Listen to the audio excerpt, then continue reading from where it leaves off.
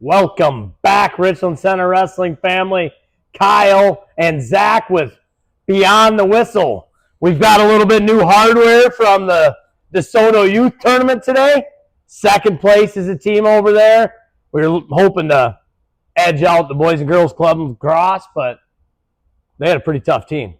They did. They brought a handful of wrestlers, as did we. A little bit more successful.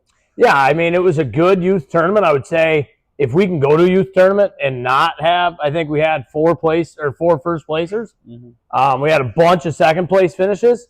And at the end of the day, that's kind of what we're looking for, right? We don't want to go to these tournaments and have everybody just, go through and pin everybody in their bracket. We want them to have tough competition, and we found that in DeSoto today. That was a fun tournament, huh? Yeah, absolutely. I mean, right now, it doesn't really matter what you place. It's just all a litmus test, see what we have to work on. You don't really get that if you just go through and mollywop. Yeah, it was a well-ran tournament. They had 215, 220 kids there. Not a lot of Richland Center on Richland Center. There was a little bit. A little bit of friendly fire, but not too much. not a ton, which is always good to see that you can go there and they get them separated out. We had four champs that I alluded to earlier. Cashin Larson, Killian Makovic, Braden Aid, and Maxon Miller. Maxon Miller, yeah. So four champs, a bunch of second placers. DeSoto was good. What did we end up with for 26 or 27 kids there? I think there was, 26 kids there. 26 Richland Center kids there. So, fun stuff. Take the whole team. They all had a blast, cheering each other on and doing all that stuff. Outside of that, obviously today's in our head because we just are getting back from DeSoto now. But, busy weekend of wrestling. We had the conference duels on Friday night.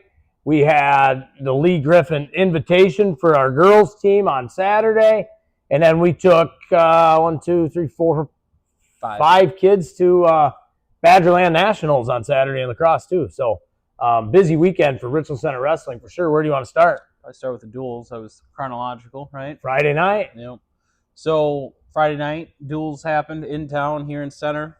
We did pick who we thought was going to win the duels, and we were wrong. We were wrong. Lancaster took away the dual team tournament title. Correct. Over Belmont Platteville. Conference champs.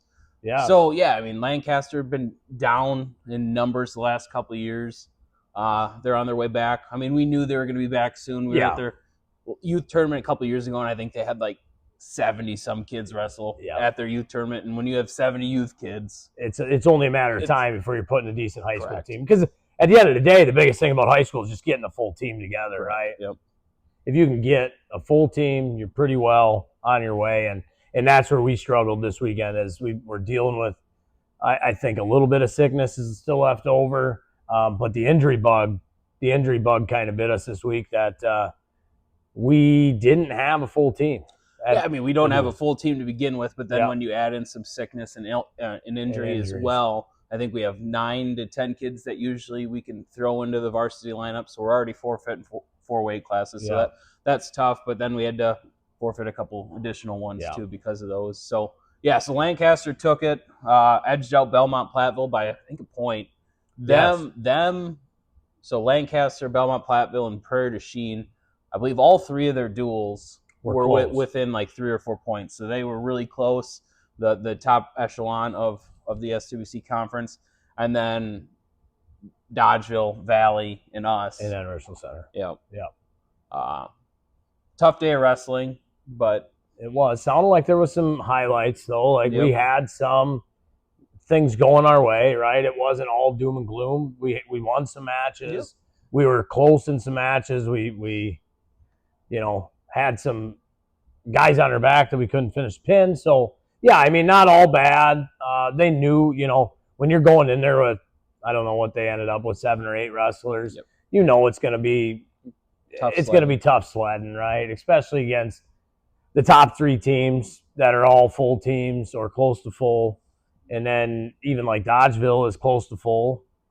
With a couple hammers in there too. Dodgeville, they don't quite have a full team, but when you have some hammers have 2 potential state champions and a couple place winners in there as well. So you're going to score some dual team points that way. So, and then the girls, went to the Lee Griffin Invitational. We also talked last week that there was possibly, maybe, kind of an outside chance that we could sneak away with team title. And we were spot on that one. And they did. We called it, yeah. Yes, they took the team title. We got the trophy. We couldn't get the trophy in the podcast studio tonight, unfortunately. But if you do check out Facebook, it's all over Facebook. The girls had a day. Yeah, they did. They all wrestled really well. Absolutely. We had 2 champs, Spieldy and Muller. And Maddie. Yep. And then after that, we did have a couple silver place finishes as well. Abigail Williams and Annabelle Schlom. Both got second place. Both finished second. So 4 in the finals. Yep. 2 first, 2 seconds. Yeah. And then we had 2 third, which was Charlie Bailey and Mariah Obeday. Yep. And then 4th place finish as well is Allie Winder. Yeah. So, yeah, solid day for the girls. I think if you look at it, so obviously they won the girls' side of it. But then they also, in the tournament in general, the only 2 boys teams beat them as well. Yeah, so, they got 3rd overall in the tournament, including the boys. Yeah. 1st in the girls' division, and 3rd overall, which is saying something. And I think the highlight for that, obviously, both of our champs, but Madeline Muller had another ranked victory over number 10 girl in the finals. So, again, those are, I think Maddie's sitting around 6 right now in the rankings, and you got to win the ones that you're supposed to. Yeah, absolutely. And the way that with how the state tournament is set up, where if you lose before the semis, you can only wrestle back to 5th place. There's 3 hammers, especially at 26, and you want to set yourself up to have as best a seed as possible, where you don't have to run into those guys. Yeah. So any of those times you can beat a girl that's gonna be in that state tournament bracket and get the seed over her is definitely a one in your pocket that you want to keep.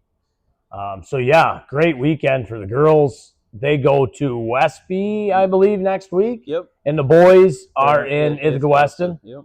At Weston. So, yeah, busy weekend for them again next weekend. They are also, the boys are competing in a try on Tuesday night. Which, if everything works out correctly, we hope to live stream on YouTube. Oh, boy, the duel. Correct. Oh, the try. Yeah. I won't be there. I got some work engagements that day, but that would be pretty sweet if you guys can. Me and the executive producer.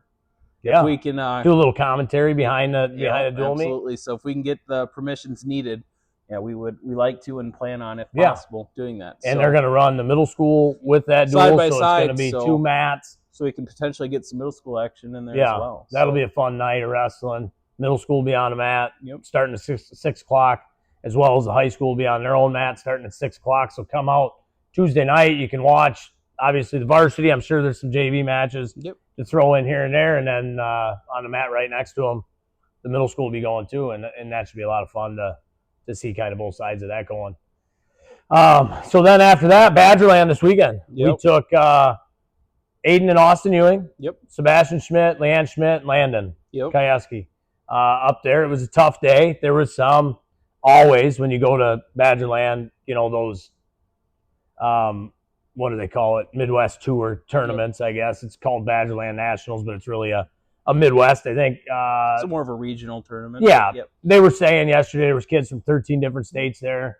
And you put your toe on the line, and you're going against some of the toughest kids from, Minnesota, Wisconsin, Iowa, Illinois, and anywhere and everywhere else around. So lots of good wrestling. Lots of really good wrestling. We did have 2 place winners.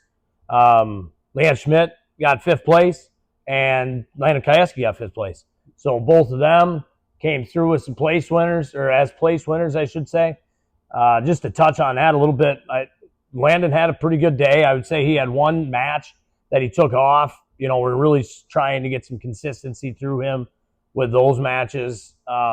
But the other 3 matches on the day that he had were all solid matches and some good things going. He's getting awful hard to score on their shot. He's scrambling good.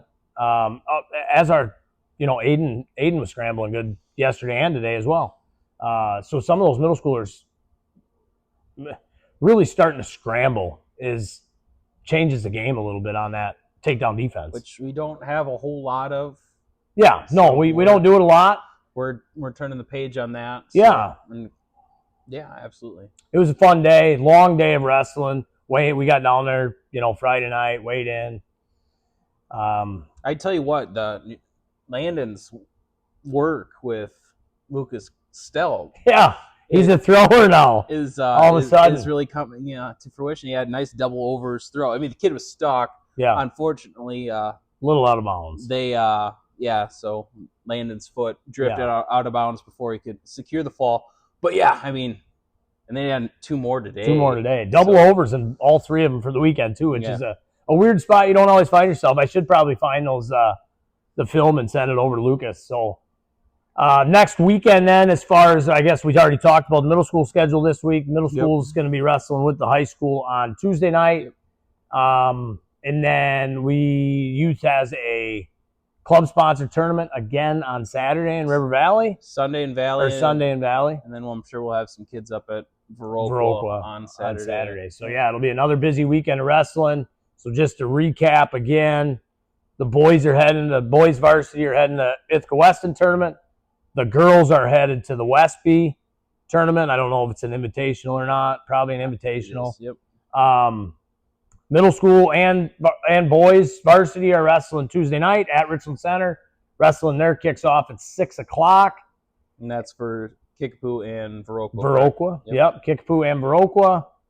And then the youth team some of them will be in Viroqua on Saturday, and then another club-sponsored event in River Valley where we hope to send 25-plus kids down to River Valley and get some more wrestling in down there. Bring some more hardware back for next week. Yeah. Hopefully you guys just keep an eye on the mantle here and see as the hardware starts to collect, hopefully.